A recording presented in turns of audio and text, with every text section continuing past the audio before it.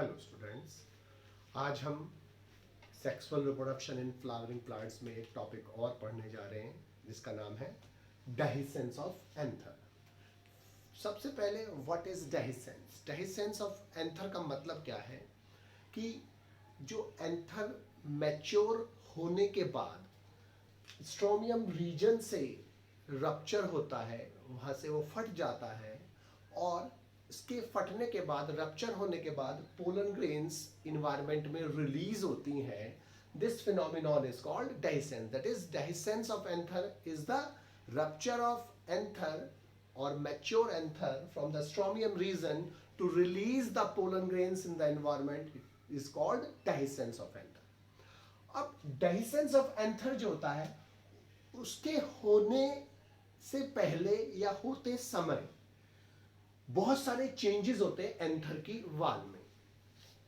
सबसे पहले बिगिनिंग में जो मिडिल लेयर होती है वो डीजेनरेट हो जाती है, क्योंकि मिडिल लेयर में फूड रिजर्व प्रेजेंट होता है, फूड स्टोर रहता है और टेपटम की जो वाल की जो सेल्स होती हैं वो मिडिल लेयर से फूड को लेकर माइक्रोस्पोर मदर सेल और माइक्रोस्पोर्स, डेवलपिंग माइक्रोस्पोर्स को प्रदान करती है, उनको ट्रांसफर करती हैं। इसलिए मिडिल लेयर डीजेनरेट हो जाती है जैसे जैसे उसमें से फूड का एब्सॉर्प्शन टेपटम द्वारा हो जाता है। अब मैच्योर टेपटम जब हो जाती है, अपना काम कंप्लीट कर लेती है, न्यूट्रिशन दे देती है, यूबिस्ट बॉडीज बना लेती है, स्पोरोपोलिन डिपॉजिट कर लेती है, तब उसके बाद टेपटम भी डीजेनरेट हो जाती है। इसका मतलब एक मैच्योर एंथर में केवल दो लेयर्स प्रेजेंट रहती हैं जो एपिडर्मिस और एंडोथीसियम होती है। जब हमने एंथर की स्ट्रक्चर पढ़ी थी तो उसमें सबसे पहले एपिडर्मिस थी, एपिडर्मिस के बाद एंडोथीसियम थी, एंडोथीसियम के बाद 1 2 3 मिडिल लेयर थी और उसके बाद टेपटम थी। एपिडर्मिस का काम प्रोटेक्शन का था, एंडोथीसियम में फिब्रस थिकनिंग प्रेजेंट होती है रेडियल टेंजेंशियल वाल में जो डेहिसेंस ऑफ एंथर में हेल्प करती हैं।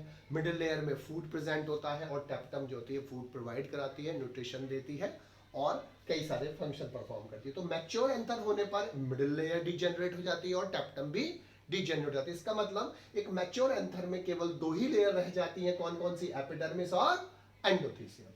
इसके बाद जो स्टेराइल टिश्यू प्रेजेंट होता है दोनों पोलन सैक्स के बीच में, ये जो पोलन सैक्स के बीच में स्टेराइल टिश्यू होता है वो भी डीजेनरेट हो जाता है और डीजेनरेट होने से जो दो पोलन सैक या दो माइक्रोस्पोरेंजिया भी अलग अलग थी वो दोनों एक बन जाती हैं। इसका मतलब एक लोब में जो दो पहले माइक्रोस्पोरेंजिया थी अब वो दोनों फ्यूज हो जाती हैं और एक पोलन सैक या एक माइक्रोस्पोरेंजिया में कन्वर्ट हो जाती हैं।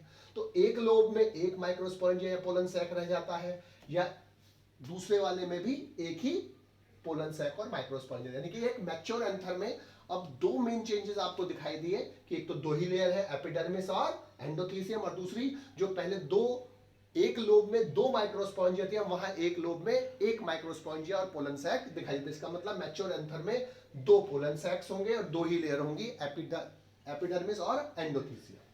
अब मैच्योर एंथर में केवल दो पोलन सैक्स प्रेजेंट होंगे, एक लोब में और दूसरा दूसरे लोब में।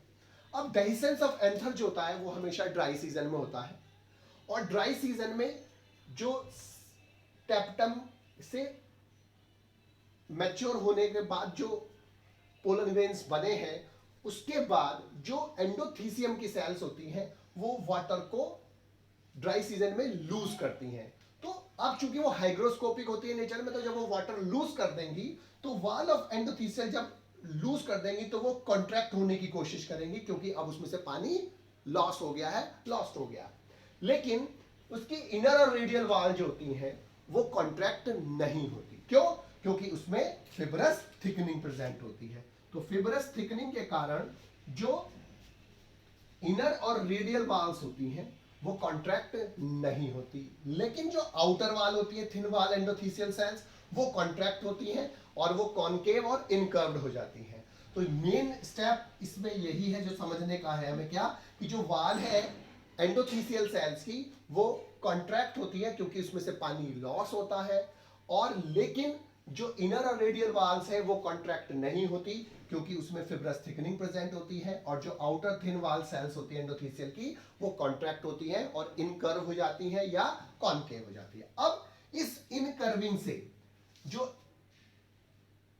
एक पुल और फोर्स और टेंशन, पुलिंग फोर्स लगता है एंटायर सरफेस ऑफ एंथर पर। तो एंथर के एंटायर सरफेस पर अब क्या लगेगा, एक पुलिंग फोर्स लगता है, एक टेंशन लगती है, और इस पुलिंग फोर्स के कारण जो थिन वॉल स्ट्रोमियन सेल, यहां पर जो थिन वॉल स्ट्रोमियन सेल्स होती हैं वहां पर थिकनिंग एब्सेंट होती है, तो थिन वॉल स्ट्रोमियल सेल्स जो होती है ब्रेक ऑफ हो जाएंगी, और यहां से ही एक डेहिसेंस का स्टेप स्टार्ट होता है, और dehiscence of anther takes place होता है, और पोलन ग्रेन्स यहां से एटमॉस्फेयर में रिलीज हो जाती है। डेहिसेंस जो होता है मोस्ट ऑफ द एंजियोस्पर्म में लॉन्गिट्यूडनल होता है, लेकिन ये एक टर्मिनल वाल्व से भी हो सकता है, जैसे बर्बिडिएसी फैमिली में, ये एपिकल पोर से भी हो सकता है जैसे सोलेनम में, और ये रेगुलरली भी हो सकता है नजाज में।